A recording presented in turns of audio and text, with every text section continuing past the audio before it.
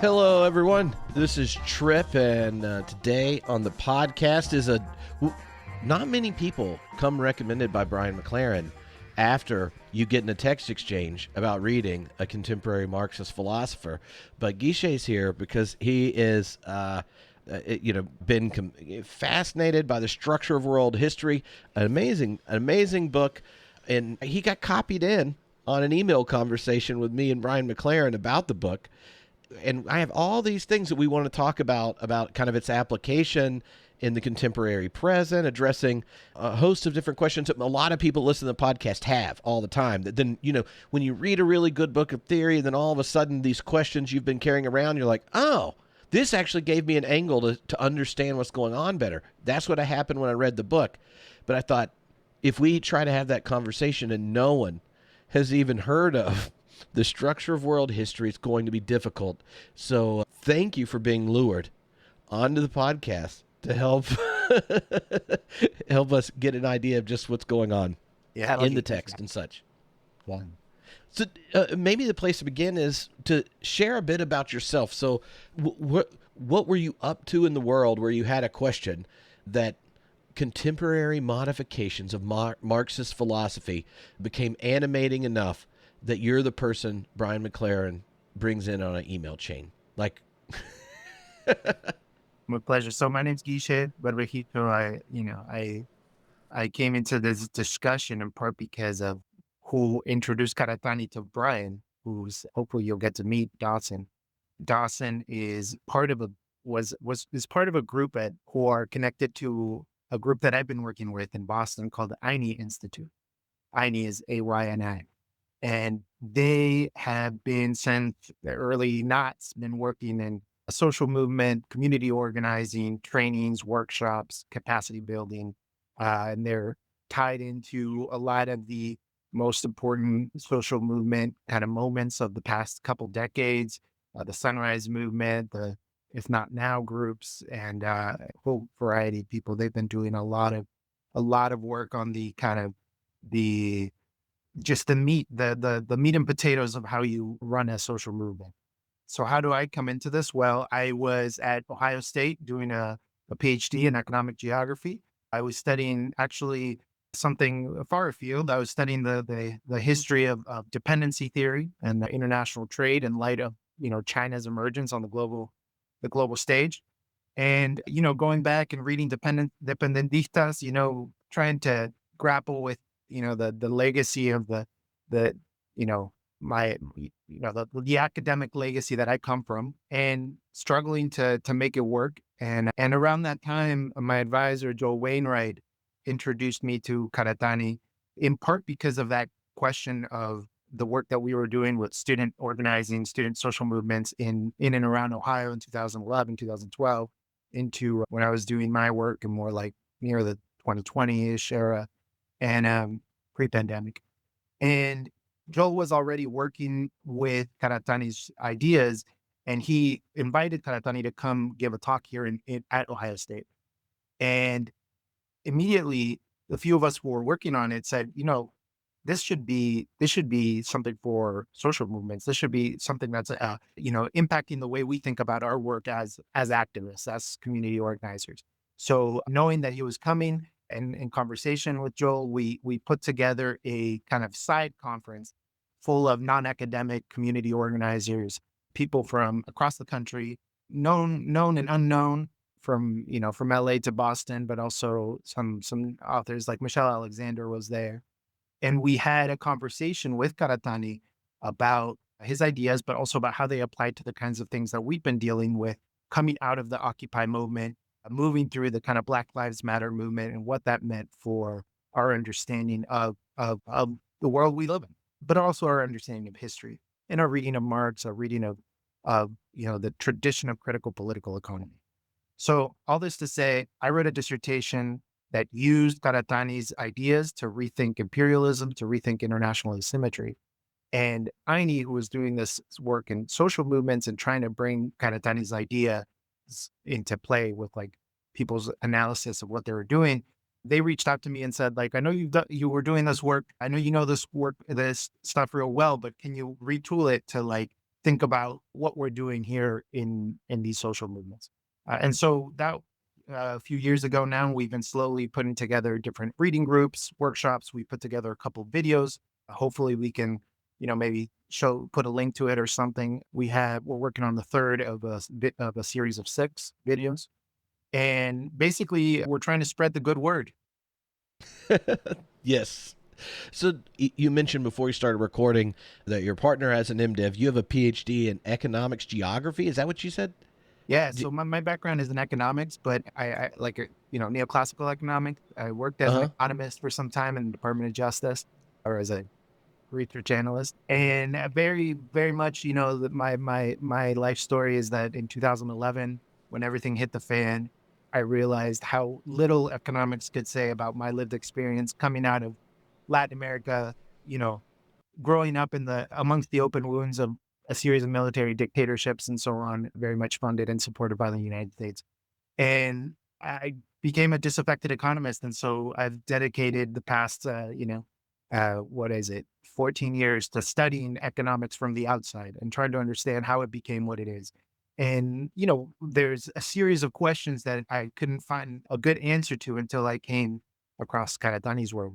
Yeah. Um, yeah, economic geography. Geography is a strange field. Some of your listeners might have heard about it. It for a variety of reasons. It got kind of kicked out of the Ivy Leagues because it was a little bit too odd. And something about that and the studying of geography made it a hotbed for heterodox thinkers. And I'm sure some people here might have heard of David Harvey, um, and others who kind of come out of that milieu. Yeah. But yeah, geography is an odd place where a lot of things happen. Yeah, yeah. What made me think of it is when I was doing my PhD at Claremont in the philosophy and religion. It was a joint PhD program, but all of the PhD students across all the disciplines had to do 2 seminars in any other field. And this is the same time in my free time, me and my friends are all reading Das Kapital together, using the David Harvey videos, going through it, and all that kind of thing. And I'm like, oh, I'm going to do my interdisciplinary ones with economics PhDs. I mean, I was so unaware as to what Oh, happens. with economics, like classic. Oh yeah, yeah. I took 2 classes in econometrics, Oh man. and one was just like the basic kind of stuff, and the other one was on international development. And I'll just say, in a room, of 20 some PhD students, and you're like the one person in a humanities PhD program coming in, and all of your questions are the kind someone who, like, for their fun is reading Marxist theory. They didn't know who I was. They were like, what is this? Why are you asking these questions?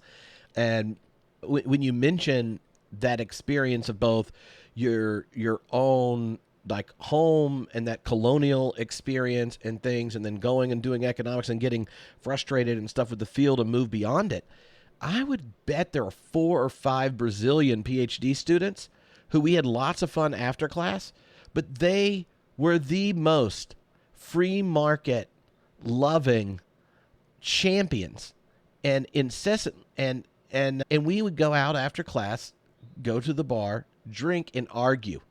And the entire time I'm saying stuff, and they're like, are you sure? Why are you saying this? Blah blah blah blah. And I was like, how are you, and you're doing a PhD in economics and you've never even read, like, one of the 3 economic philosophers anyone knows their name, right? Like, it seems like you should have had to read, like, Smith, Marx, and Keynes. Like, if I had to read them, you should, because they're technically in your area. So No, that's what I thought of when you talked about getting dissatisfied with a field.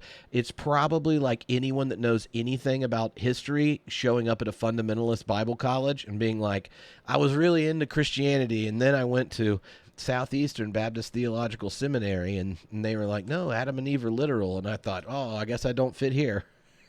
yeah, absolutely. My excuse in graduate school was that I spent 4 years without reading a single book because in economics we just didn't read. Right? I mean, it was math.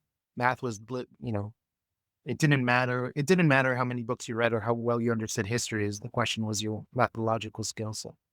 very much. And what got me the job post undergrad was that I taught myself how to use a programming language, right? So is very much about those methodological questions. And yeah, once you started asking those, I would say hard questions, but it's more like basic questions. Yeah, things started to fray. Things started to fray Yeah. very quickly. What was the question that was significant enough to you to want to write on it for your dissertation, that then when you're like, oh well, how am I going to think about this philosophically, you pick up structure of world history and you're like, oh okay, I now this question or this chapter is starting to take shape. Like, what was the kind of the moment for you, where where this larger philosophy kind of comes alive? Yeah. I mean, the question is for me was imperialism, right? Chinese imperialism, what that would be, what that would mean, and dependency. And so I read the dependency theorists, and there's a group of contemporary dependency theorists who basically make the same arguments they were making, you know, nearly 100 years ago, but now about China instead about the US and Europe. And then I read, the critiques and kind of the more Oh, standard. say a bit more about dependency theory. Because you could either hear it like dependent on a particular nation state and their role in the economy, or right, like the kind of more libertarian types. Oh, we're creating a bunch of dependent people on the state, like Right. internally. Like what when in economics, what's the Yeah, it's referred to as like the school of economic that came from Latin America. It's Latin American political economy. They in the early 20th century, these were, normative economists. They weren't Marxists who were working in kind of the UN Commission for Economic Affairs in Latin America. And they were working with the development question of like, how do we continue to develop? And in the post-war era, in places like Uruguay, where I'm from, the war years, were actually boom years because there was just a ton of export oriented. They were exporting spam and like, meat and salt and leather and salted meat is what I meant to say. And basically coming out of that era, at you know things kind of crumble apart, they fall apart. The US turns towards Europe. I'm just simplifying, but the point is that these questions of like the continued underdevelopment of Latin America become essential. It's like, how do we escape from the poverty trap? How do we escape from this kind of like dependence on primary commodities? So when you're talking about dependence, it's this idea that the kind of the South American economy, Uruguay, Brazil, whatever it may be, is purely dependent on the demands, the needs of the northern economies like the U.S. or Europe. So very much, it becomes this from their point. It's just this technical question of how do you do industrial organization and how do you affect the tariffs and subsidies such that you can develop that manufacturing base and move up the kind of value added production chain. But it's taken up by the critics, by a school of basically Marxists like Rui Mauro Marini and Vaina Van Birria and Andre Gunder Frank, who's German, and others. And they ask the question of like, what if capitalism itself is reproducing this dependency? What if there's no real way out, right? Or what if the question is that imperialism is at play? So a big kind of factor here becomes the actions of state power. How is state power interacting with economic relations such that Southern countries get reproduced as poor and marginal to the global economy? I think, a lot of their work drew from kind of the early 20th century notions of imperialism that were very much based in Lenin, right? Lenin, he talks about the highest stage of capitalism, imperialism, financial capitalism, and the questions of how a modern economy, the competition of a modern economy between world powers works at that financial stage and subjects the developing countries to kind of like the margins, right?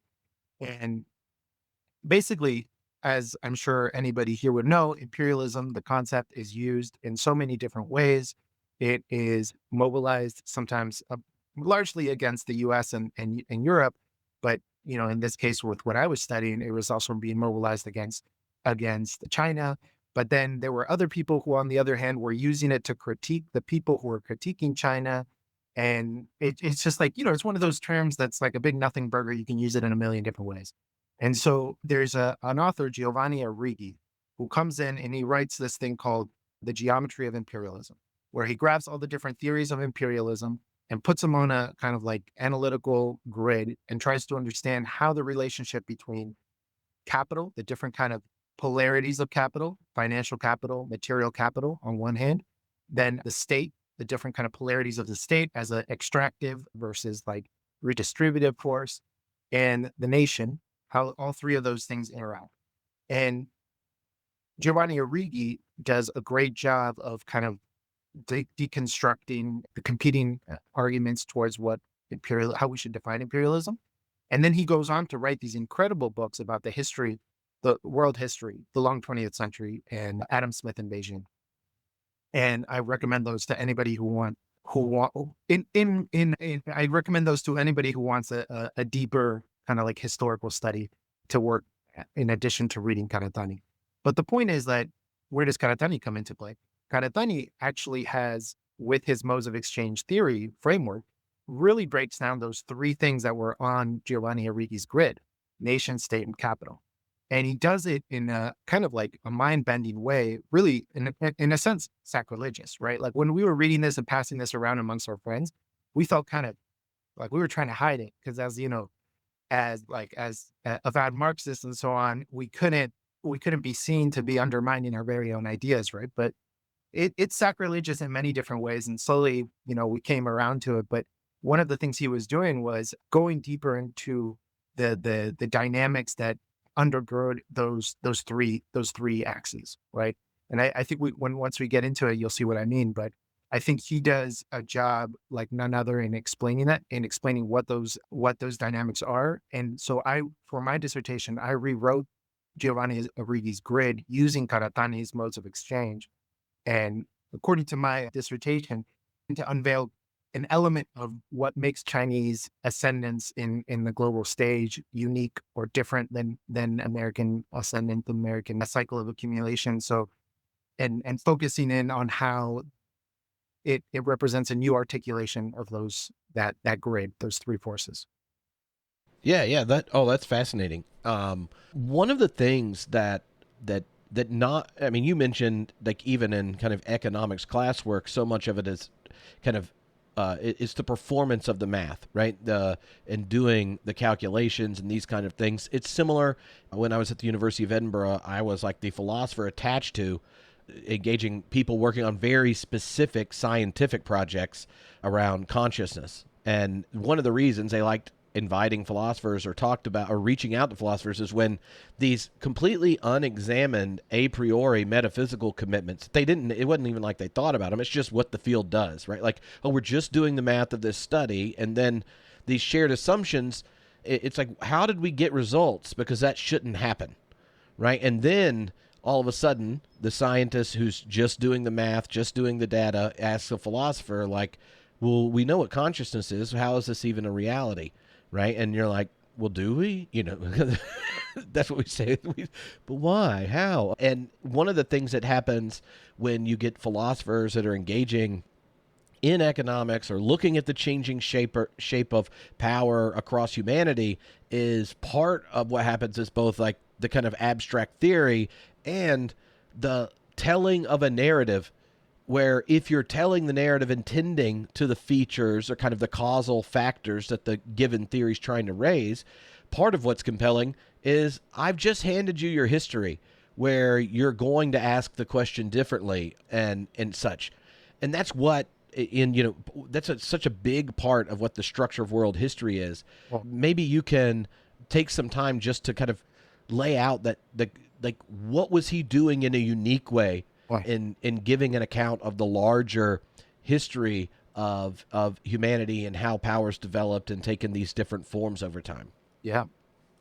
I think that there is one contextual step I want to get into before I go into the modes of exchange. And I really think that if you want to get more on this little step, the person who can do it best is Tripp himself in his interview with Jason Storm on the metamodernism, his book Metamodernism. But it's part of my personal history, but it's also part of why Karatani wrote the book the way that he did. Right. So I come from this very method, like you were just saying, like very method heavy math and kind of like a critical background. And then I decide to go against that grain and I go straight into a more humanities, social science oriented master's degree at the University of British Columbia. And I immediately get hit in the face with the kind of thing that Jason described in his interview with you, which is this kind of like critique for critique's sake, this kind of like, you know, type moment where we there's very little asking of the why question, a lot of asking of the how question, and basically, we're all sitting around. I don't know. It was very unsatisfying to say the least, and yet valuable. I also learned a lot about how to kind of rethink the questions that I never was able to ask in economics. But I say that to say, because Karatani and to give a little bit of his background, he also studied economics, but he becomes a literary critic coming out of his graduate work. And he becomes, I mean, he's well known in Japan. He's not just another academic. He's writing for popular audiences in something akin to like a New York Times commentary or something like that, or the New Yorker or something like that. So he's an intellectual, he's an academic, but he's very much writing for a popular audience and has that kind of profile. And during that time, he's a literary critic, and his first big famous book is The Origin of Modern Japanese Literature. And he's working with Paul Damon and Derrida, and very much in that moment. And his turn becomes, as he comes to grip in the turn of the 21st century, he comes to grip with what he finds empty in that kind of literary criticism. And in a sense, he does what to him was sacrilegious as well, which is try to tell a structural story after, try to tell a structural give a structural framework for his analysis. So part of it, the way he tells it, and I'm simplifying, is like, we had the structuralist moment, and that led to something like, Maoist China and Stalinist USSR. And out of that emerged the critique, the very necessary, imminent critique that was post, Foucault and so on, this kind of stuff that Jason Storm does a much better job of than I do at describing. But they had a basis of critique, right? Because the kind of alternative, the heterodox project had centered around USSR, it had centered around these kind of alternate ideas of what the world could be. But those ideas had become profoundly statist, profoundly marginalizing, and in a sense, had undermined the project of an alternative world. So the critique, the post-structuralist critique, was well founded and needed, necessary. And it did the things it did both philosophically and political in the critique of political economy at the moment that it needed to be done. But one of the things that Karitani points out is like, okay, 1989, the wall falls and, the end of history begins. And we continue to do the same critique, even though the basis of the critique is no longer there, right? So part of his argument against that kind of like continuation of post-structuralist critique is that there's no reason for it anymore.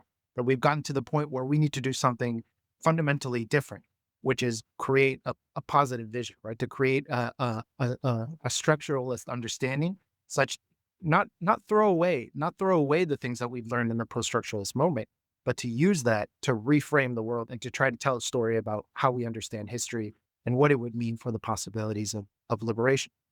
So that's all to set the ground. And to say that Karatani's book is called The Structure of World History, but he's a very self-conscious structuralist, right? And throughout the book, he's referring to Freud, and he's referring to a whole series of intellectual debates that, I'm sure people who are deeper into this would be fascinated to read. And he does it in a very heterodox way. His reading of Kant is very heterodox.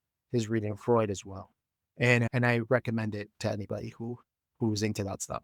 So Yeah, and I think the one element about that that's kind of or one way that meta modern move in takes place is there's like structuralism, then there's the post structuralist move, and the kind of return to structure is a speculative one, right? And that's what you see in in the text itself, and that's why that involves right the heterodox readings of the canon even though it's taking the form of what kind of previous structuralist philosophical accounts are doing, because it's like inherently more humble while taking the strong by still performing the kind of strong take that a larger narrative or a larger or thicker account gives.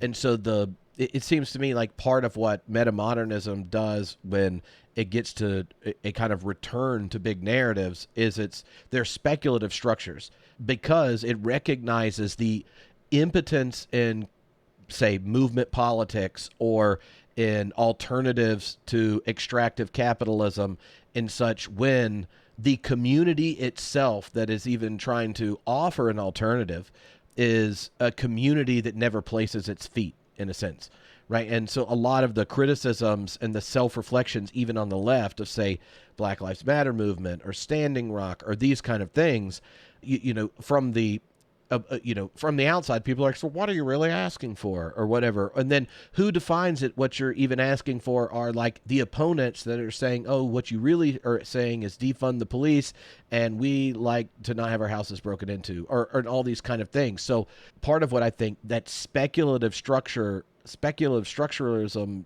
does is it gives a narrative in which you get to define both your criticisms and make tactile your dreams of possibility that either kind of like hyperbolic utopianism or kind of like burn it down nihilism and these kind of things don't have. In Jason Storm's book, that's why, like, he does the whole a return to ontology, but it's a social ontology.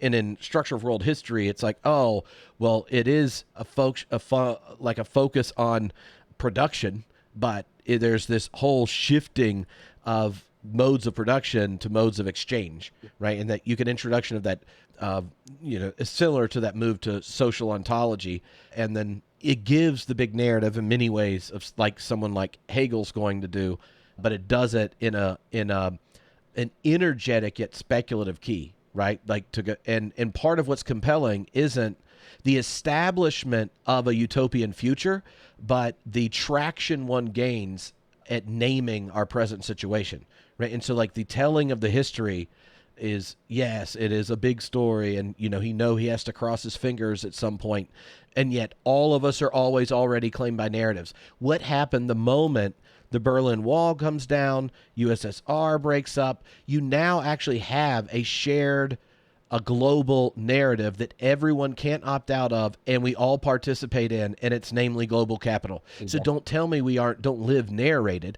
So if that's the case, how do we tell a story where extractive and exploitative system of power isn't the only way we narrate ourselves? Are we only defining ourselves in the narrative, or is there something that's already become material in the web of relations that we inherit that we can both seize from the past, resist strategically in the present, and call a community around? And that's why I find him, I mean, I can understand knowing more about your own story and your own work, why picking up this book, you're like, oh, this is like, this, I'm getting turned on as a nerd right now just reading this, and you're like, oh, I got to figure out how there's a chapter on this in my dissertation. Exactly. I mean, you're right on that. That is the underlying kind of implication of this work, I think. And basically, I think that nobody else is doing it in this way. I think it's unique. And I think that this book is going to blow up someday, hopefully. I'm optimistic. But I think that what he's done in this project could be a paradigm shift from my perspective. It's like the beginning of a new science, both in terms of like doing that kind of metamodernist move, but also in terms of the tools that it provides. And so maybe we should go into that a little bit. Yeah. So, and yeah, thank you so much for putting it in those words, because I think that's right on.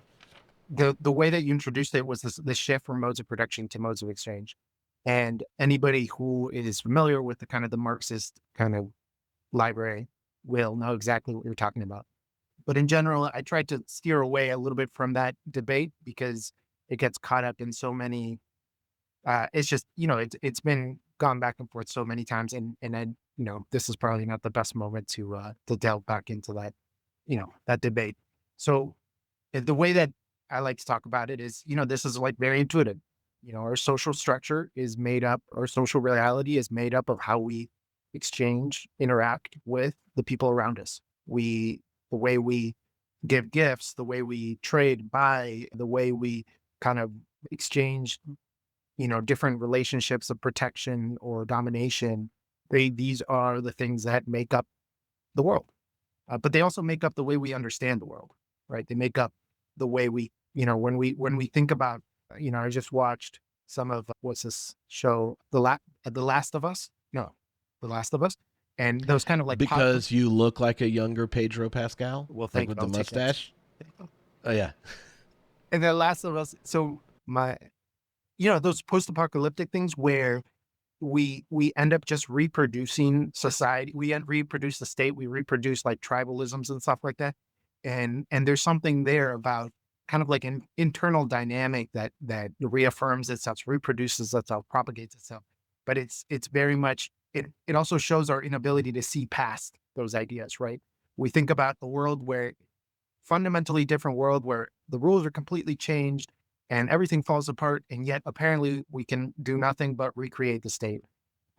It's a kind of that like Leviathan thing, right? That the state is holding us back. But so what does he do? He retells the history. He retells history, and he retells it using four modes of exchange. Uh, the best way to kind of like use a schematic to understand it is he divides it between modes of exchange that are free or unfree, and modes of exchange that are equal and unequal, right? So you can imagine a grid, a 2x2 grid, with the four modes of exchange. His first mode of exchange is mode of exchange A, which is gift and reciprocity. Mode of exchange A, gift and reciprocity, is equal but unfree. So mode of exchange A is equal but unfree. If you look at the grid that will be in the post, I believe, it's in the upper right corner. And this is the basis of community. So part of the story he tells is an argument about the beginnings of society, and it is that we in initial stage lived as nomadic hunter gatherers.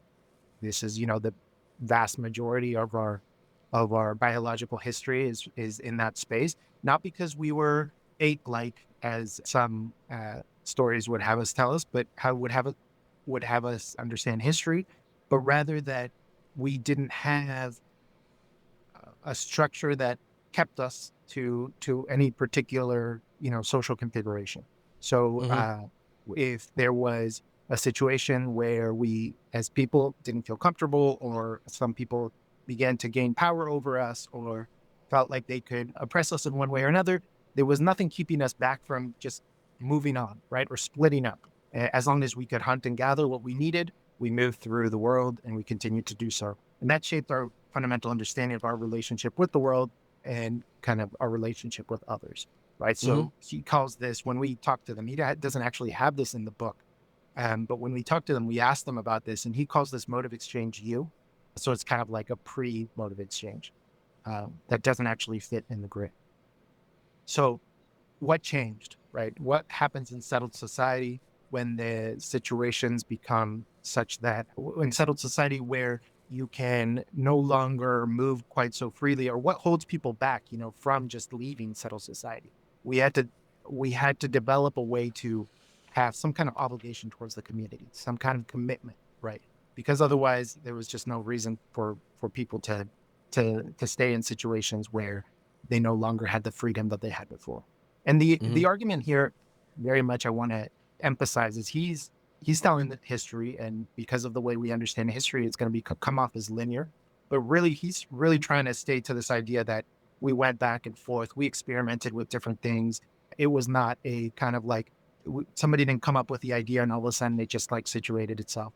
What he's trying to emphasize is that we had to develop the social technology of living together in a new configuration before we were able to develop these like material technologies that would revolve around settled society, like, and storage, and the beginnings of these other forms of exchange. Mm-hmm. So mode of exchange So A.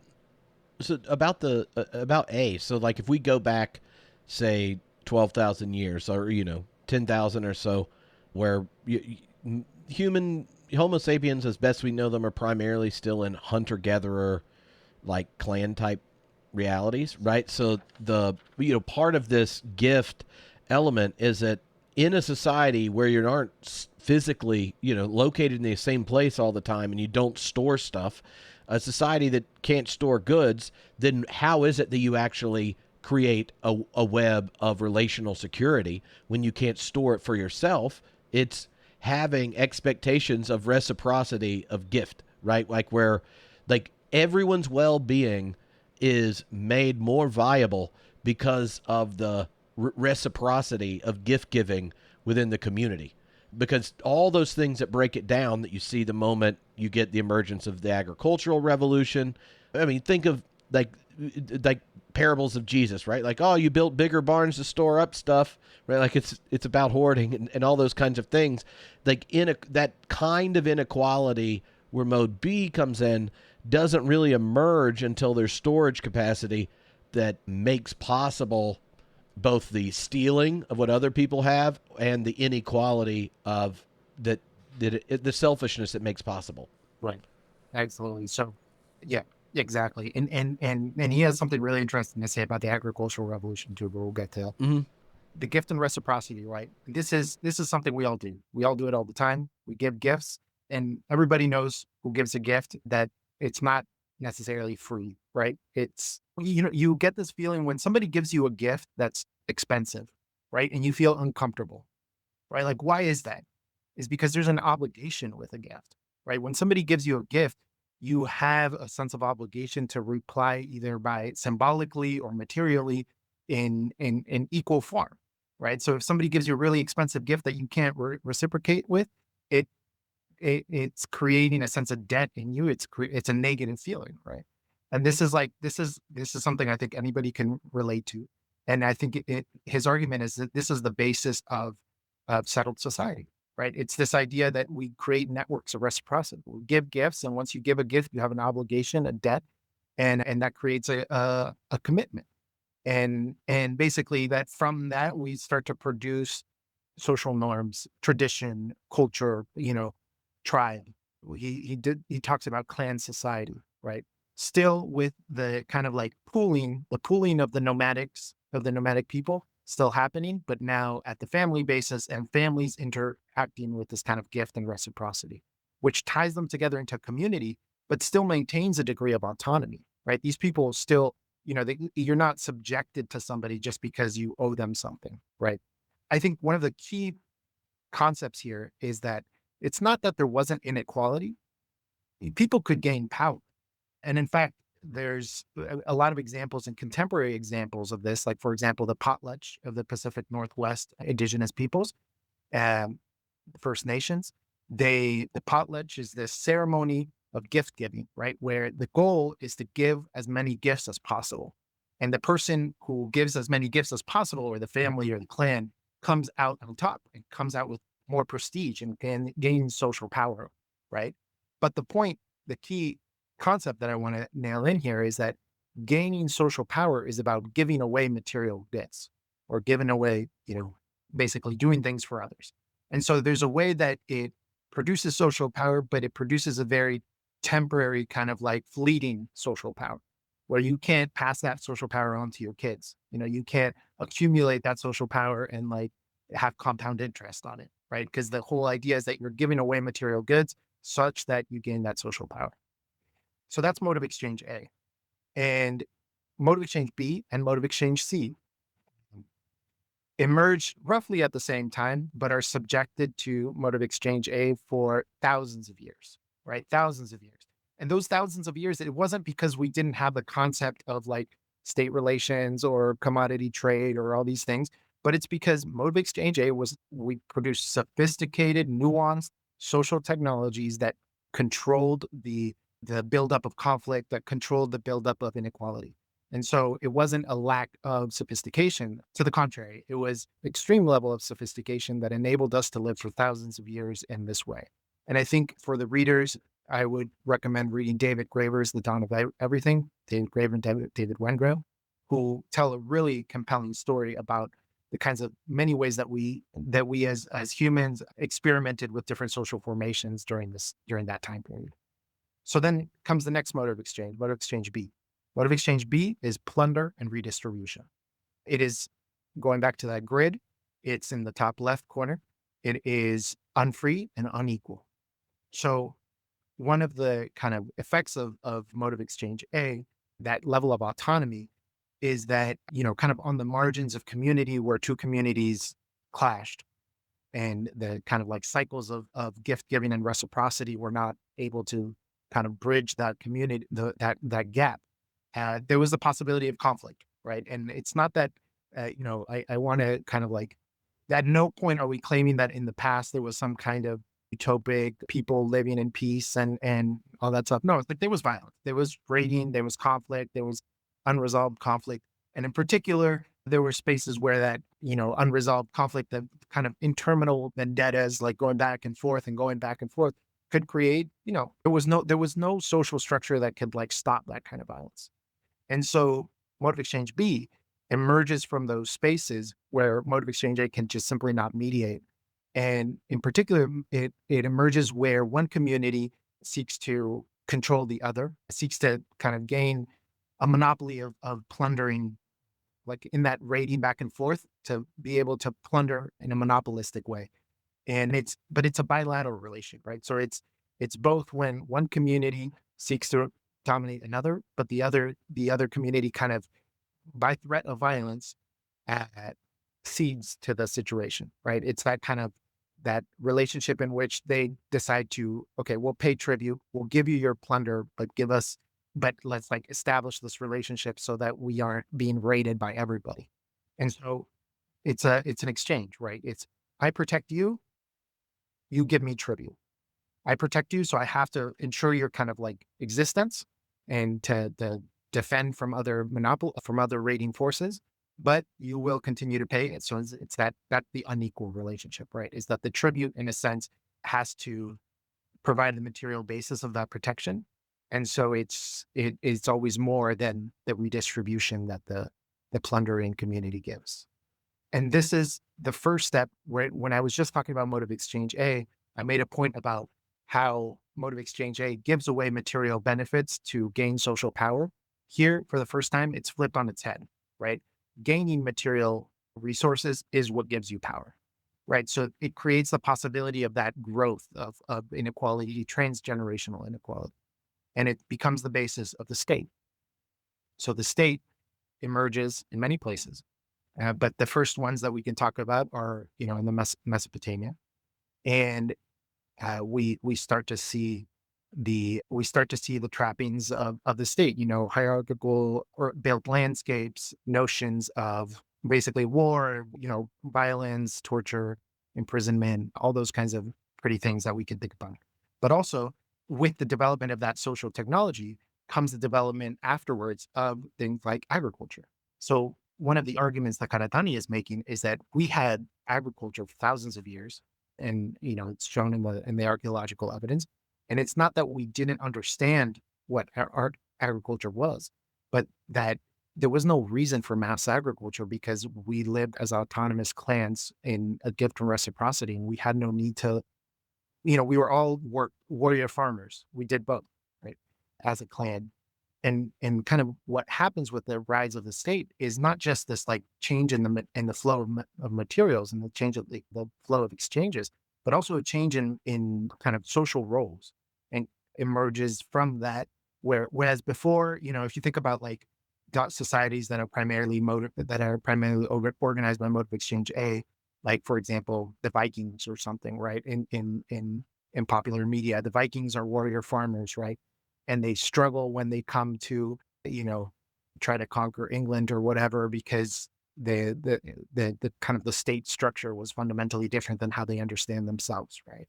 And so social roles such as the bureaucrat, the soldier, the priest emerge in that stage, and they become dependent on society producing the needs of subsistence. And such, for that reason, we need farming. And farming, it becomes Karatani's flipping the story on its head, right? The way we usually tell the story is we invented farming. Everybody thought it was great. All of a sudden, we had all this other accumulation, and thus came the state. What he's saying is we invented the social technology first. We invented the state. The state needed to provide the material basis for its own existence. And it created things like mass agriculture, irrigation structures, infrastructure, roads, and so on, walls. In part of that is like part of reifying the power structure and legitimating the growing inequality and coercion via, say, tribute taxes, violence protection, these kind of things, Yeah. is the generation of a host of new social statuses, right? And like, oh, okay, well, there's a protected religious class, protected political class. I mean, they all have different expressions in different cultures at times. But the moment, say, just the food needed to sustain the number of people that aren't helping hunt or gather it is significant, now what actually has to be generated by those who are lower on the totem pole of power to do it just has to be higher. And so the kind of division of labor is a simultaneously instantiating or stepping back from the kind of levels of reciprocity that existed in mode A. Yeah. And it's important to note too that it's not that mode of exchange A disappeared. It very much was Right. alive. And like, people in state society, the communities, the agricultural communities, pretty much their life was still organized by mode of exchange A, right? They still lived in clans, they still lived in tribes and so on. The difference was that society at large was now organized by this kind of, higher order society, which was state. And so they had to pay tribute. That mode of exchange A still existed because that reciprocity, the protection, kind of like what you were saying, right, painted itself as a form of reciprocity, even though it was actually all about kind of collecting the plunder. And there's an interesting point he makes here about higher order society. So when we think about, eye for an eye, the Code of Hammurabi, we think about that reciprocal kind of like, oh, reciprocal violence, right? But his point is like what's unique about what's particularly significant about the Code of Hammurabi is not the reciprocal nature of the crime versus the punishment, but rather the fact that the code itself stands above the conflict, right? So whereas before it was that kind of endless violence of reciprocity, right? Now we have a code that stands above it and ends the autonomy of the individual parties, right? It's like it doesn't matter what you believe you were owed or what you believe the reciprocal situation should be. The code stands above it. You made this crime, therefore you do that, and it's done, right? And so that kind of like establishing of order, of violent order, but like order itself is the origins of the state, right? And it's less about the reciprocity than it is about that kind of higher orders. When you're in a context that without the law as third in a social relation, the escalatory nature and ultimately predatory nature of the tick for tack, going back and forth for violations gets out of hand, right? So the moment you have a third where there are limits and essentially going like we aren't going to keep going back and forth asymmetrically, Yeah. and that the law itself is applicable, to all the, all the citizens. That's a buffer, not a license in a sense. And that's the basis of like, Hobbes and stuff, the Yeah, Leviathan. Yeah. So that's mode of exchange A and mode of exchange B. Again, mode of exchange it's A. kind of how we figured out our tariffs. We asked ChatGPT how to like what's the deficit, and then we just generate some tariff percentages that way. And really, I mean, it's a fascinating stuff because we live this mode of exchange B is alive and well amongst it. It's here it is. It's like it's in the way that Trump. So it's like people around the tariffs, for example, they focus in. I have the economics background. They focus in on like whether it's like the tariffs are going to be the basis of industrial organization shift and so on, and like whether it can it's gonna what it's gonna do to prices and so on. It's like that doesn't matter, right? The point is that Trump is offering the people, he's saying that he's protecting people from these like swamp creatures in DC, right? Even if he's a swamp creature himself, the point is that the dynamic is more this question of plunder and protection. Trump's protecting and like redistributing, even though he's not really doing it, redistributing this kind of like prestige of the people, making America great again. And people are going to continue to pay tribute to him, right? It doesn't, it's that's where the dynamic is. And mode of exchange A, we could talk about that too. But it's not, it's people think that Yeah. I mean, economists are very narrow in their analysis. And it's like, yes, it's really fundamental to understand the economy, but also it's not the only driving force in the way that things happen. Yeah. It's just he for some reason is utterly transparent about what he's up to. He's like, I'm going to make a meme coin and invite all the people that give me the most money to come over, and the ones that give me a whole lot of money, even if they were previously on a terrorist watch list, Mhm. they are going to get to hang out with me personally. So, paying tribute. Obviously, this is reasonable, and the emoluments clause is a suggestion, but not for me because I'm above the law. Like, it is, it's quite wild. But and he's like, he's particularly disgusting about it. But I think, I work, my day job is in a policy, in a state policy space. And I think it's fascinating because I see the legislators who are roughly my age, right? The young legislators, I find out more about them and how they came to that position. Right. It's not the people who were the most intellectually creative or courageous, the people who were pushing the ticket or whatever, right? It's the people who, when the older legislator retired or took on a different position, what said like, "Hey, I want you to take over my position because I know you're going to do exactly what I want you to do," right?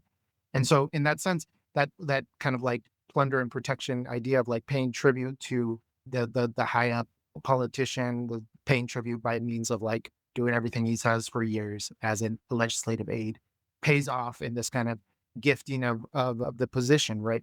But the point that I'm trying to make is like this is like a micropolitics, but it's like internal to our whole state structure.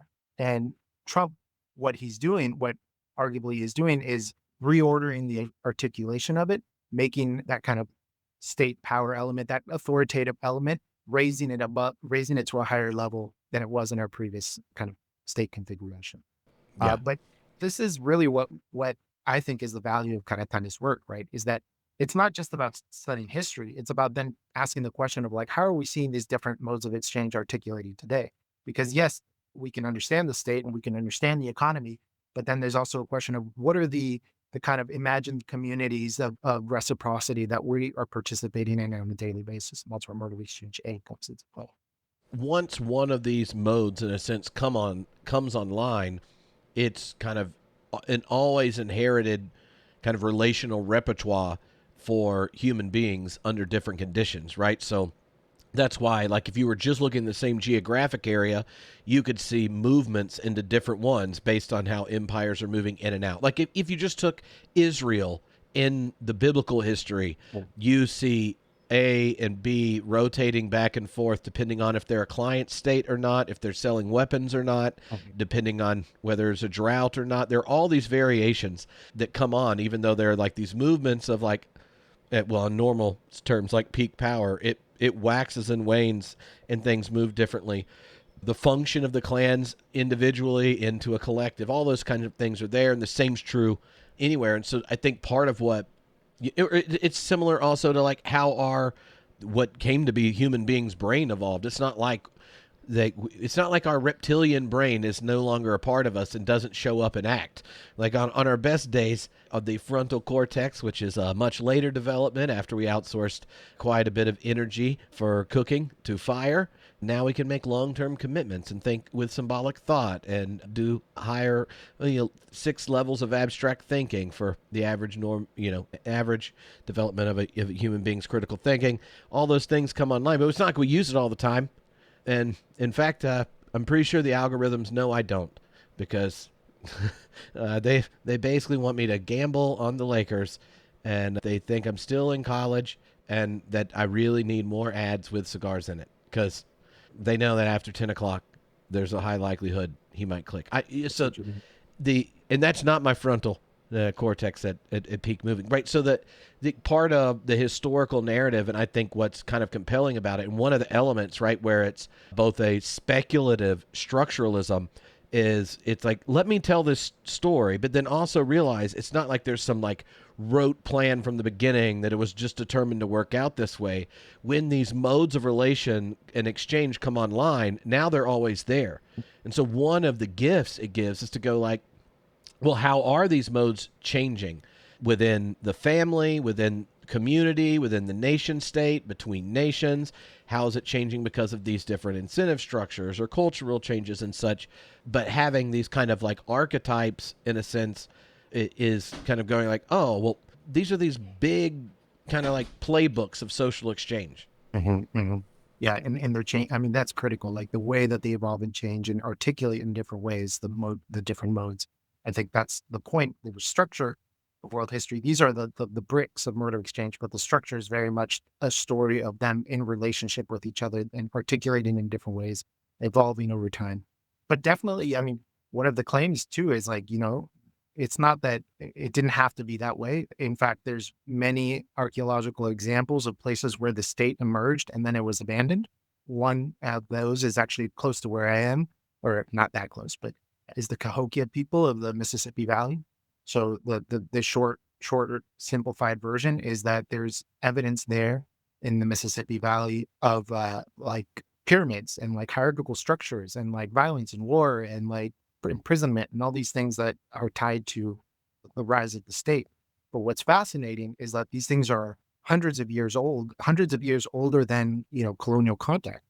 And by the time the colonial, the kind of the settlers started coming, there were no major state structures in North America, until you got to modern day Mexico. But what you did find were dense, rich narrative, oral histories of the rise and fall of states and the problems of the state, right? The kind of the vices and the threat of the state, right? So it's like the people of North America had this kind of understanding of the state, even though they didn't live in it. And it was very much this like rejection of it, right? So that's the story of like what happened there. Well, people must have gotten to a point where they were like, F this, I'm out, right? And they still had the capacity because of the kind of biophysical elements of North America to abandon it. And who knows, there might have been a disease, there might have been war, there's other Yeah. elements that we aren't able to tell. But the point is to say this, it's not just that people just immediately adopted the state, but it's the question of like when these kind of structural relationships got settled in and then it was almost impossible to escape them. There's also, what so much that could be said, but I think it's important that we could move on to the mode of exchange C. Yeah, yeah. So there's this in a sense the kind of A is that gift giving and reciprocity kind of setup where there's that kind of dynamic. Then you get to plunder and redistribution in B, and in C, this is really the emergence of what a lot of people know as capitalism, where there's this transition of the sovereign from the shared community to the monarch or whatever into money. And like a lot of people, okay, certain nerds that listen to this podcast will be familiar with a number of different ways in which this story gets narrated. And so I'm interested in the like when, especially as an economist, when you think about all the ink that is spilled about both the emergence of money and its relationship to both labor and resources and power and such, this transition or the emergence of commodity exchange, what about his particular telling did you find more compelling or explanatory than maybe the general story you went into a lot of your research with and went, this isn't working, Yeah. what else can I find to help? I think mode of exchange C, the way that he tells it is fascinating because he gets to the essence of it in a way that we tend to mystify with our kind of understandings of trying to understand the emergence of these things from a contemporary perspective. We're going back to the grid. Mode of exchange C is free but unequal. And if you think through like kind of the normative understanding of history, the emergence of capital relations is experienced as a movement towards freedom, right? When we talk about the kind of the national liberation movements and the kind of the glorious revolution in England and the getting rid of the kings and the tradition, getting rid of tradition, right? A lot of it is tied to the emergence of commodity exchange, right? A mode of exchange C. And even today, right, to what is today the financial freedom is this like key narrative in kind of like, self-help literature. And there's this line from a Jay-Z song that says, "Financial freedom, my only hope." His song, Story of OJ. And basically, it becomes this thing where we experience motive exchange C as a movement towards freedom, even though it's creating the basis of material inequality that is, fundamentally driving this fucked up world we live in. Excuse me, I don't know if I can cuss. But eh, motive is so where does it emerge? It emerges again at the margins of communities and between communities, not between people. That's a key thing. Economists like to mystify it and like, oh, I hunted a deer and you have some pretty rocks. Like, let's trade. It's like, no, motivation, in its origins, we had pooling. If we hunted as a community, we shared. If we were living in clan society, then there was a gift and reciprocity situation. That's not a commodity exchange. If we lived in an overly society organized by state, we're talking about tribute. Motive exchange C emerged as a way of mediated relationships between communities, right? And it was for the majority of history subjected to the needs of tribe and of state, of community and state, right? It was secondary. In fact, he tells this really interesting story or interesting retelling of Athens and Sparta, and their development of their particular political configurations as responses to the emergence of commodity exchange, right? Where, Sparta basically eliminates, it's kind of like the statist authoritarian communist state, right? Where they eliminate commodity exchange, but they are able to survive purely on the basis of kind of dominating the what's it called, the helots, or I forget the exact word, but that dominating marginal states. And then on the other hand, in Athens, they developed the so-called democracy, where it's again a fix for the emergence and the kind of undermining of the political situation because of the emergence of motive exchange C. And they do it by reaffirming the kind of clan element of citizenship, in this case, citizenship being driven by motive exchange A. If people are more interested in the questions of ancient Greece, he also has this other book, which I really recommend, which is Isonomia. And this is phenomenal, and it's worth a whole nother hour or two discussion. But basically, motive exchange C is free, like I said, but unequal, because from the very basis, there's this question of the differing value systems that enable a commodity exchange. And on that basis, you can emerges the concept of money, right, as the universal exchange. And once money emerges, you can have commodity exchanges that aren't purely about producing additional surplus value, right? That are purely about creating the cycle of accumulation. And this is, in Karatani's telling, what Marx did was tell the story of motive exchange C, to describe the internal logic of motive exchange C. And that Marx bracketed off motive exchange A and motive exchange B, not because he wasn't aware of them, but because what he wanted to do was study motive exchange C. And in fact, in his further writings about like the 18th Brumaire and all these other stuff, he really went into questions of how nation and state interact with capital interest to tell histories about French, mid-19th century France, and so on. So in a sense, motive exchange C is the one that we're all most familiar with. But but this is I think where the story gets interesting, especially for your audience, I think, who's going to be interested in the question of religion, because the kind of like emergence of motive exchange C and the way that it undermined motive exchange A, the way that it undermined community, the way that it empowered the state and kind of like deteriorated it in other ways, he argues is creates the kind of like contextual, it creates the context such that something such as universal religion can emerge. So I would take I think it's worth taking a step back, because he does this fascinating thing about retelling the kind of modalities of spirituality through the modes of exchange. And he explained how in a nomadic society, we would have had kind of, a spirituality that didn't distinguish our existence from the world.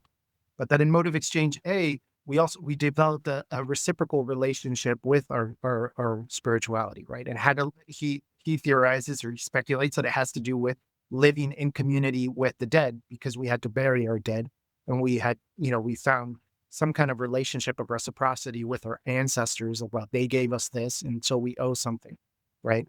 And this is like the basis of like magic, the basis of animism, right? What is magic is the idea that I can demand some certain things from spirits or from power by doing a certain rite, or kind of giving, creating some kind of, doing a spell, doing a magical spell that is in essence my kind of like gift to the spirits. And then the spirits reciprocate by giving me their power so that I can manipulate it or something. Right. So that's his argument, is that magic is in a sense mode of exchange A. And in mode of exchange B, we see the emergence of kind of like a transcendent God, a God that above the plane of the community, right? And but at the beginning, that God, and so temples, and so the kind of like offerings to the God, and that changing of the relationship of spirituality, where what you're doing is providing, you do your rain dance, and then the or whatever it is. I guess that's, I'm mixing things up, but you do the you offer your tribute, you give your offerings to the God, and the God protects you from poor weather or from enemy attacks or something like that. But at that point, the God was very much tied to the well-being of that community, of that state, right? So if one state was conquered by another, well, then that proved that God B was actually stronger than God A. And so there was this all constant fluctuation of like gods, and one god dominated another, then the first god would disappear, and so on. But also emerged the possibility of pantheons, right? What happened when two communities came together, or two different states kind of came together in a way that wasn't a total domination? Well, then you didn't completely the two gods didn't completely replace each other, but rather came into community and were told through the stories as being either brothers or whatever it may be, right? And I think he tells really fascinating history there about, or interpretation of how gods would have interacted and how they depended on the well-being of a particular state. But then with the emergence of mode of exchange C and this kind of like desire to return to community, this desire, there's becomes this kind of like globalized, because you find it in so many different spaces, desire to find a way to transcend the marginalization of mode of exchange A, the inequality of mode of exchange C, the oppression of mode of exchange B, and in that kind of moment emerges mode of exchange D, which is the free gift, which is the free and equal exchange. And I think the interpretation he uses for example, telling the story of the Israelites, the Jewish people, and excuse me here because I am not a theologian, so I might mix my words. Correct me if I'm wrong. Is that they were a nomadic people escaping Egypt, right? They were nomadic. They were a tribe. They were a clan. They functioned in mode of exchange A. They settled in the Levant, right? Is that the word? And created a state, and had a state, a god like any other god during that time, which is the God of the Old Testament. And but this is where it changes, right? Is like, according to his telling of history, when the temple is destroyed and the Israelites are exiled to Babylon, this is where kind of like a unique moment happens, where these people are in exile. They've lost their ties of community, their ties of state, and they do something that was unique up till that moment, which is to reclaim their God, even though their kingdom had fallen. And they reclaim their God, and they tell their history of spirituality with a fundamentally new social configuration in which they are being oppressed by a state, they are being marginalized by a community, and they have no material resources to engage in. And so they have to pool together their resources, but they do so in a way that retells that very understanding of what humanity is, right? And they find this kind of like drive towards dignity, towards human dignity, that is about recognizing the other as not merely a means to an end, but the end itself, right? In that Kantian way. And that the fundamental question there is the belief in God, right? The belief, the faith in God, and the commitment at a deep level to like that's where the power of something like the free gift lies, is that it's driven by fundamental kind of like theological stance. And without it, it can't really exist. Yeah. Yeah, I like that feature, which you do see play out in kind of in the Hebrew scriptures, where the defeat of the state did not entail the defeat of the deity. It One of his observations is that it ends up creating a power that transcends the community, the state, and then potentially, in the present, like money, that the like that religion, when it kind of like makes this kind of leap of sorts, new things happen. And then the other side of it is he talks about how world empires need a world religion, and the the the kind of world religions easily get co-opted by the power structures, and so you get in this dynamic, especially thinking about all the Marxist kind of like ongoing debate about the nature and status of religion and such. He has this sense similar to a lot of kind of other contemporary Marxists that have been rereading kind of the militancy of faith in religious thinkers, be it like the prophets or Paul and such, of how do you get a subject that is not ultimately subject to the domination system? Take like someone like Badou's reading of Paul or Jacob Talbot, these kind of things.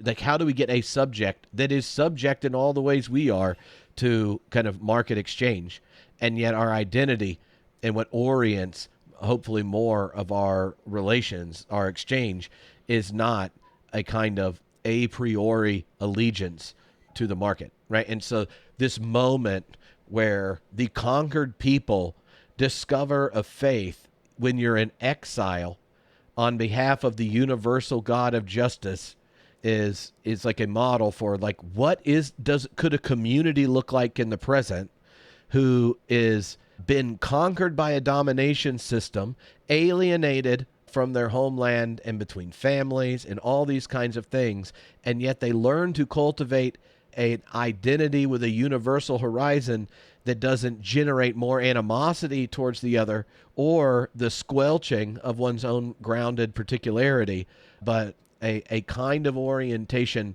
towards both one's own oppression and given situation and the otherness of the other towards flourishing, right? And so the that kind of axial age moment plays a big role. What's fascinating to me, and he didn't put this in the book, or at least I don't remember it, is one of my favorite psalms is Psalm 82, where you get this transition put in a song where Yahweh shows up at the divine council and you have all the other deities of all the other tribes nearby, right? And Yahweh's like, what the hell are y'all doing? Look how horrible the poor are doing in your nation. Why are y'all screwing the widows? Like, and he's just calling out for justice reasons all the other deities managing their tribes, and then Yahweh kills them all, basically. It's like, look, you are going to die just like all the kings, right? He doesn't like literally, kill them. He proclaims their finitude. And it's one of these moments, right, where it's like from the perspective of faith, like that Yahweh goes like, no. What is ultimate could never be what is legitimating this kind of oppression. And that system, that structure, that God, that regime, you're going to die just like any old king. Tell yourself your story, call yourself a god, make yourself eternal, but you're going to die, right? And so you see it put right in this narrative of God showing up in a council with all the other deities being like, you suck at your job, you're fired. But like reading it and then thinking how, right, that situation that drove him to want to tell the story again, how do we narrate a possibility after the end of history? Like after the most powerful systems that have come to even bring China into its fold, right? Like when multinational companies now manage to purchase the most powerful political systems, when the World Trade Organization, World Bank, and all the ways in which we support emerging nations' economies are actually creating asymmetrical binding agents where we can outsource the slavery and exploitation of the poor and planet in our own nation to another nation and then feel good because we bought carbon offsets and bought fair trade. Like when we do all of these kinds of, well, we're going to subsidize our farmers until they lose access to all their land, buy the debt, fire half of them, bring our technology, and now they can grow us rice even cheaper than before while their kids may not eat. Right? Like when you're sitting in a world like that, right, then it's like, well, what would it be like for a community where there is a reigning domination system to have a place of grounding themselves where their identity is not ultimately determined by being born into Babylon? What is an exile's imagination for future flourishing, right? And so to me, that, like, unlike a lot of Marxist relationship to religion, because he makes this shift from modes of production to modes of exchange and differentiates the function of capital, nation, and state, he's able to recognize the collaborative revolutionary potential and almost the need for communities of narration and identity as alternatives, as opposed to any community of narration and identity, or the nation in his trinity is inherently oppressive because it's always already determined and ascribed into these other, the power of capital. By differentiating capital, state, and nation, by looking at the history and pointing out times in which the collective identity of a people subvert the domination system of the day, he's kind of like opening up potential for both. You could see like communities organizing in different ways, giving identity in exile, metaphorically. Like the potential for his larger story kind of opens up, and it's just kind of like fascinating which of these aspects of just like religious history he raises up to go like, so if we're just like there are ways in which we pull back mode A for relating to our family or friends or these kinds of things. Let's not like blanketly critique religion all as X when it's done X, Y, and Z. And one of the forms does this. Well, it was an asset in making these kinds of transitions or resisting oppression at this point in history. How does it fund something like that now? And that's when he ends up like utilizing a lot of kind of later Kant work. But anyway, sorry for that. It was not even a question. That was just like things I liked when I was reading it. That's awesome. I mean, yeah, and you recently had a podcast interview with Ilya Delio, sorry. Yeah. And you were talking about the different kind of like modalities of Christianity, right? And the idea that sometimes like it's been kind of mode of exchange B has emerged as the dominant force, and it's become this like, statist religion, basically.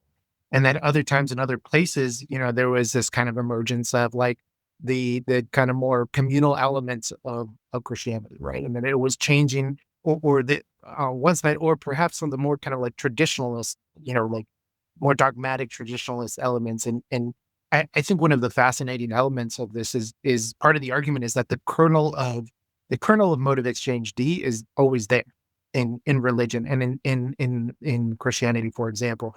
And so it's like there's a window into that. And what you find is that I'm thinking about like liberation theology or different spaces where Christianity could serve, or process theology, which I know you spend more time with, where the kind of the basis of teachings of Christianity can serve as a window into the kind of fundamental kernel that you were describing before. And that in a way, even though something like Christianity can become very intertwined with the state or very intertwined with capital, at the same time, somehow it continues to still have that kernel that it teaches, that it brings out into the world. I think that element is fascinating. It's one of the things that is probably worth kind of repeating from the book is that, so he talks about, we have the modes of exchange, and he talks about the modern world being an articulation of the three primary mode of exchanges, the mode of exchange A, B, and C, or not primary, but the three dominant. And he talks about that kind of like trinity and the articulation of it and the way that they kind of like feed off each other and hold the system stable, right?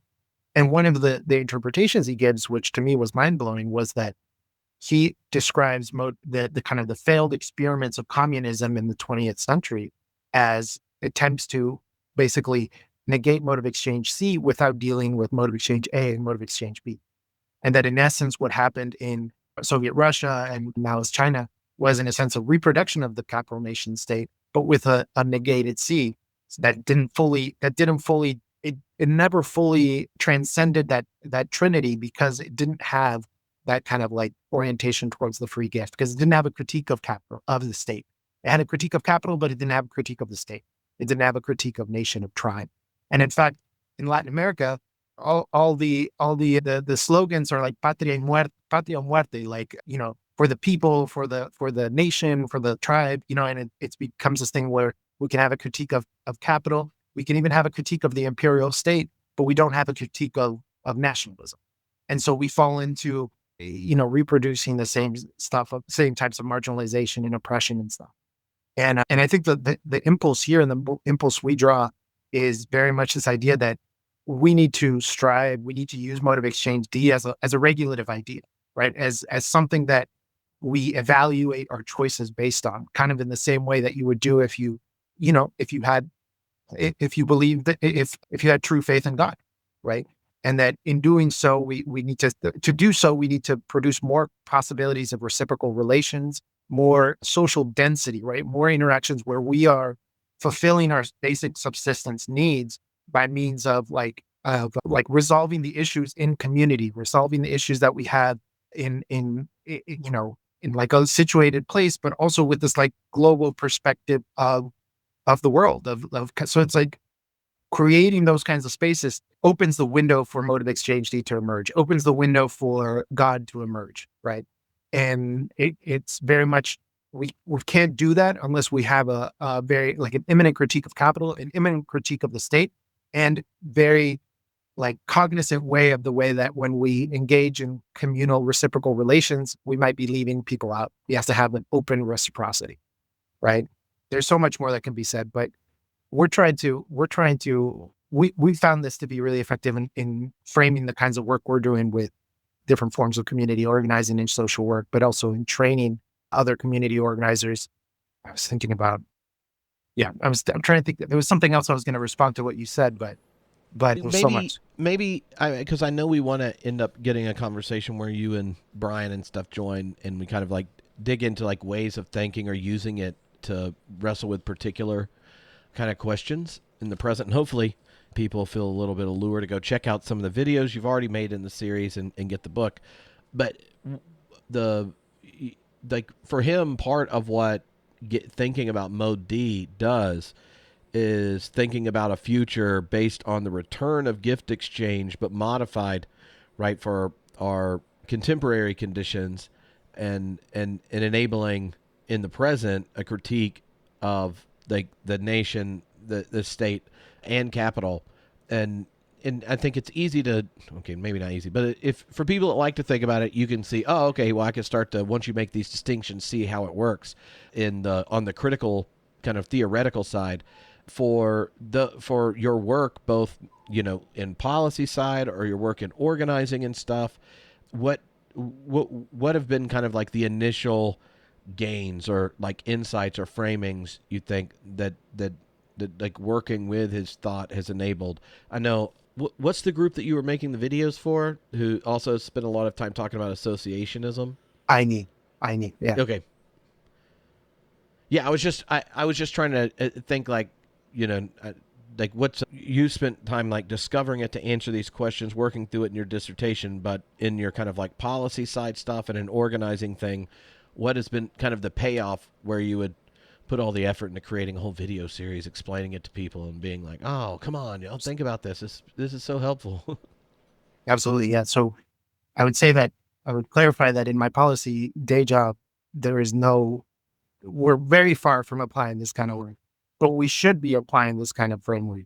And in fact, I would argue that part of the issue, part of it's both causal and causing of the current crisis is this like lack of like a positive project in the left. And this idea that all we've done since in the past 30, 40 years is just try to like blindly recreate social democracy in some sense and not have like an imminent critique of the state, not have an imminent critique of capital. I think that like so part of my master's thesis was on Chicago school. and what they did, and to kind of advance neoliberal economic policy. And for them, it was very much, they were on the margins. They were not well seen by economists, and they were very much, and they were just, they organized their ideas and they produced them in a way that answered real questions about how to change the political contours of our society to reproduce a free market society that they imagined. In the same way, I think we could do something very similar in a policy sense. It's like if we had this regulative idea of like producing associations of people, producing, encouraging people to recenter. So it's just like currently we have a system, both economic and political, that like, extracts wealth, extracts political autonomy. It's like, what would it look like to return to a situation where we're both economically and politically, dense, where we're working together to do the things, to take care of of the things that we need to take care of, to provide the basic means of subsistence. So all that to say that I think we could be doing stuff in a kind of policy oriented way. But for the moment, what we're doing is a group I work with, Aini Institute. They've been doing amazing work for decades, but they also had some deep roots in traditional wisdoms of Peru, of the Inca. And they've been working for some time now. They had been working, trying to find ways to build ties between the wisdom traditions and their, critical political analysis and their kind of social movement basis. And this for us is like a basis to do that, right? It's a way to kind of give a center for what it is that we're fighting for. And especially in a time when so much of like social struggle has focused around more identity focused elements, it's like, what would it look like to fight for a universal cause, right? What would it look like to fight for a universal cause that also sees the imminent kind of like the imminent individual, the value of the individual and the inherent dignity of the individual.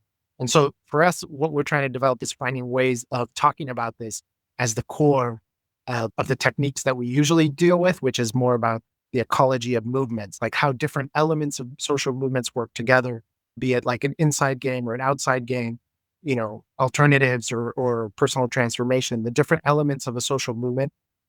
Usually we work in how those things interact, how they engage with each other. But the question we're asking is, what are they all driving for? What are they all driving towards? And how do you give direction? How do you, there's never been a shortage of people who are struggling for freedom or who are, seeking to build the kingdom of God. But how do we communicate that in a way that melds together these traditions, these universal religions with traditional knowledge and critical political economy, and gives us a way forward, right? Yeah. I think that's Awesome. what we're trying to do. Awesome. No, this has been a lot of fun. I really appreciate you taking the time to introduce us, and I'll make sure to link up on the post for people want to definitely go check out the videos, and any other resources and stuff you want to send my way, I'll put them there. And if you get into it after you watch the videos or start reading the book and topics or questions pop up, let us know, and then we can have some fun talking about it, because I realized, I was like, oh, I have to go pick up kids from school, and I didn't even get through all my fun questions related to contemporary topics that I thought would be examples to find out if I was thinking with the text well. So, Not to mention, we didn't even talk about Jesus. well, no, I mean, Jesus is everywhere, right? He's in my heart, always here. But that, which honestly, like, the one of the best examples of the sources for Mode D would basically be reading Jesus's parables. If, Sure. you can also see how it would set up for a very, very rather creative atonement theory, given the atonement theories most people complain about are the ones that didn't exist in the early church and then became popular when Mode B came into being.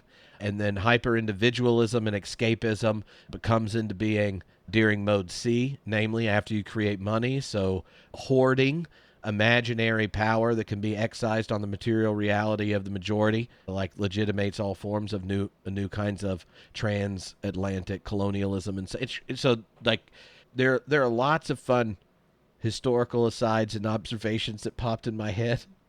I just have to go sit in the car pickup line. Oh, you're right. You got to do that.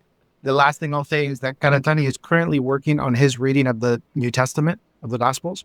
and his interpretation of it through the modes of exchange. So it'll Oh, be out in Japanese like next year. awesome. Awesome. There's a lot there. All right. Well, good luck. Thank you for having me. Oh, it's been a blast. No, this is great.